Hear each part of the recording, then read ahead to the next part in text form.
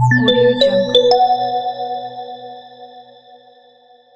दोस्तों, मैं Sunstar astro learning academy से गुरमीत सिंह आपका अपने YouTube चैनल में स्वागत करता हूं, अभिनंदन करता हूं। एक सीरीज बना रहा हूं मैं, जिसमें मैंने आपको पार्ट 1 में राजेश खन्ना की जीवनी के बारे में कुछ बताया। क्योंकि ये सीरीज किससे रिलेटेड है मैं बताता हूं आपको।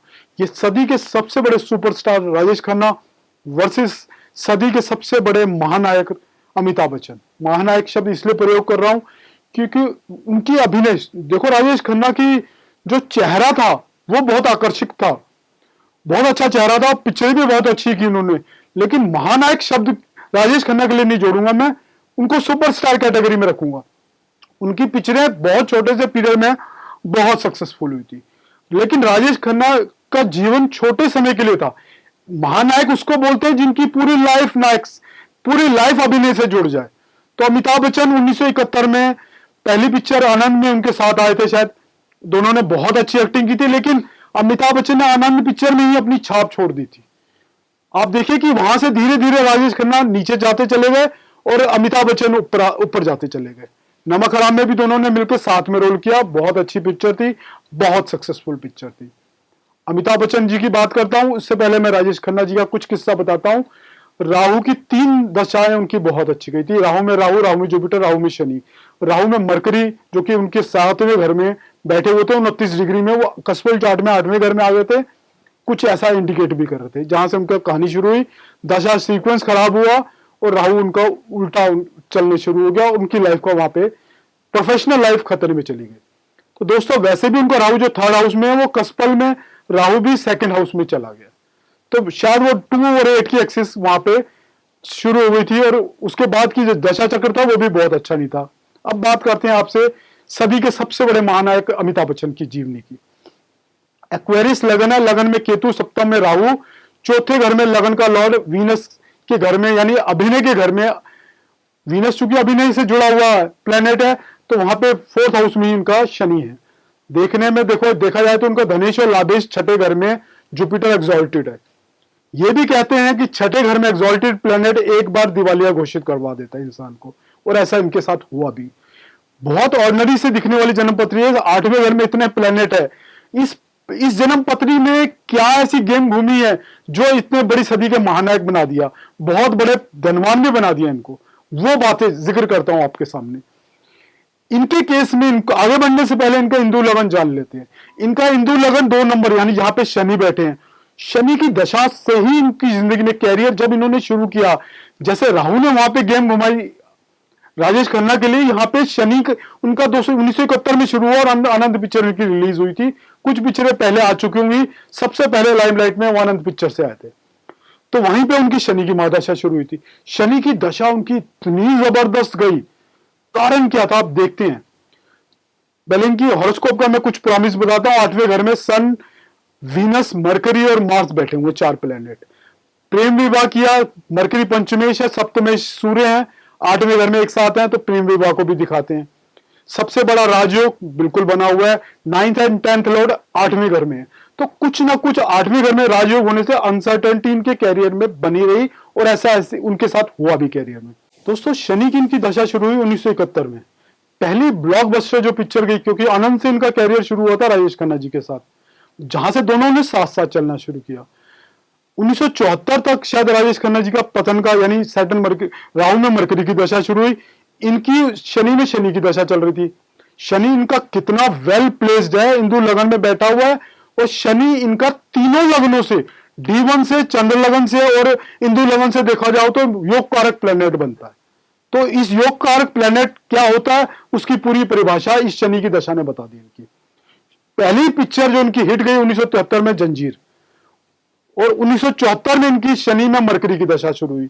वहां से इन्होंने सफलता का एक बहुत बड़ा मंच सामने, इनके सामने सफलता का इन्होंने बहुत बड़ी रूपरेखा तैयार हो गई।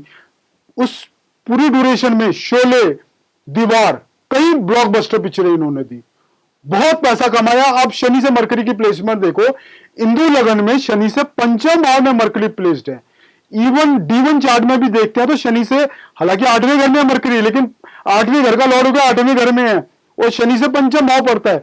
तो यहां मीडिया के घर में सारे 4 प्लेनेट हैं हिंदू लगन में। उसमें से मरकरी की दशा थी, एक प्लेनेट की दशा थी जो कि फिफ्थ लॉर्ड भी बनता है। और इस इंदु लगन के लिए धनेश और लाभेश, धनेश और पंचमेश बनता है। बहुत ही अच्छा प्लेनेट बनता था। शनि भी बहुत अच्छा प्लेनेट बनता था और दोनों प्लेनेट ने अपनी पूरा पूरा दशा का असर इनको दिखा दिया। बहुत बड़ी सफलता की स्टोरी वहां से इनकी शुरू होती है, क्योंकि वो कैरियर बिल्कुल समान कभी नहीं चला। बीच में वो ऐसी ऐसी ऐड करने लग गए थे जो कि उनको पैसे के लिए करनी पड़ गई थी। बिल्कुल दिवालिया हुए थे, पिक्चरें भी बहुत बुरी तरह से फ्लॉप हुई, और तो छोड़ उनकी एड्स भी फ्लॉप होने लग गई थी। लेकिन फिर उन्होंने बाउंस बैक किया। तो पत्नी में ऐसी क्या विशेषता है जो उनको बाउंस बैक को दिखाती है?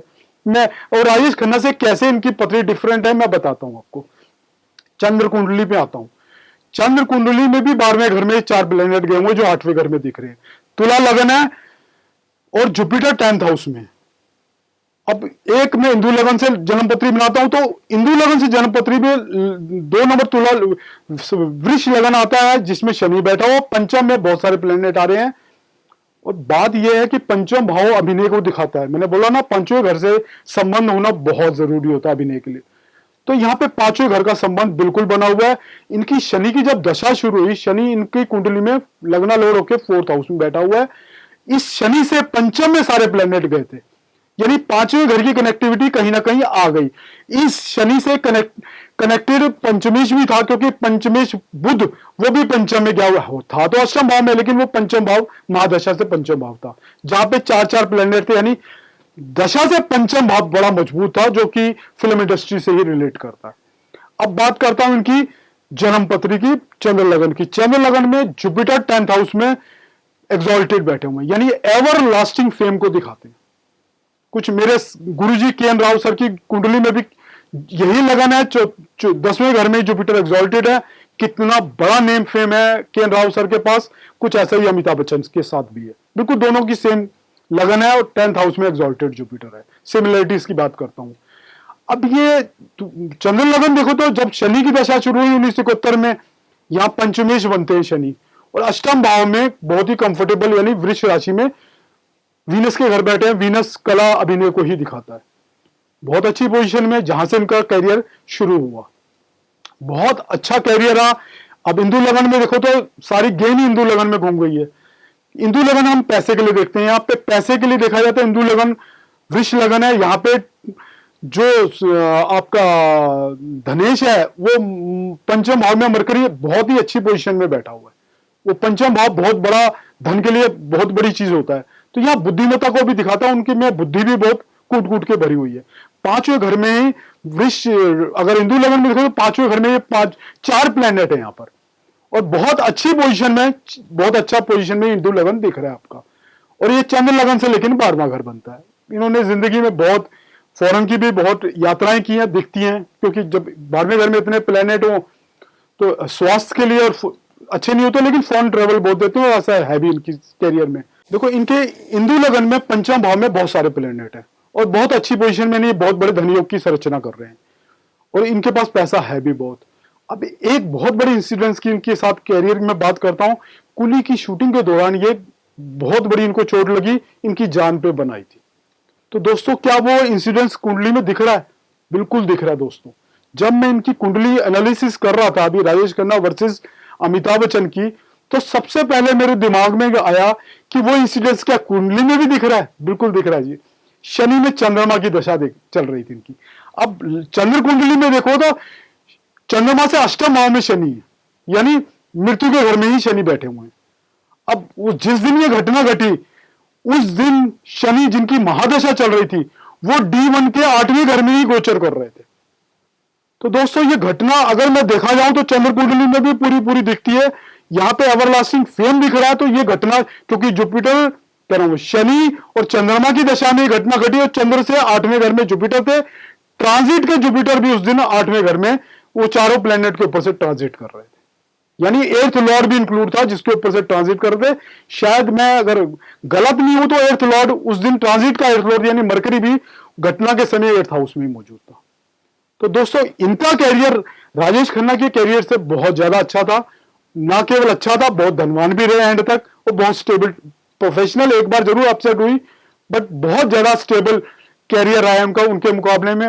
और सदी के वाकई महानायक साबित हुए। क्यों? क्योंकि इन्होंने बाउंस बैक किया। एक बार नीचे गया ग्राफ, लेकिन पलट के आज दोबारा उनकी शख्सियत बहुत अच्छी है। बात को खत्म करने से पहले एक बात बताता हूं आपको, जो इनका शनि का जो गोचर चल रहा है वो भी 12th हाउस में चल रहा है, तो कहीं ना कहीं हेल्थ इश्यूज दिखेंगे आपको। अब आने वाला जो अगला शनि का गोचर है 29 अप्रैल 2022 को शनि एक्वेरियस राशि में आएंगे, यानी इनके लगन में आएंगे। तो यहां कहीं ना कहीं उनके जीवन का खतरा मैं देखता हूं, क्योंकि जहां पे केतु के ऊपर से ये ट्रांजिट करेंगे, अगर मैं भृगुनंदी नाड़ी का नियम लगाऊं तो जुपिटर से 8वां घर पड़ता है, वो केतु कहीं ना कहीं अंत को दिखाते हैं। तो यहां उनके प्रोफेशन के कैरियर को भी और उनकी हेल्थ को भी कहीं ना कहीं बहुत बड़ा खतरा मैं देखता हूं। दोस्तों, मैं आपके साथ शेयर कर रहा हूं इस बात को, क्योंकि आने वाले समय को वैसे तो आने वाला समय ही बताएगा, पर जो मुझे दिखा मैंने आप लोगों के साथ शेयर किया। दोस्तों, मेरा वीडियो अगर आपको पसंद आया हो तो शेयर, लाइक एंड सब्सक्राइब जरूर कीजिएगा। धन्यवाद दोस्तों।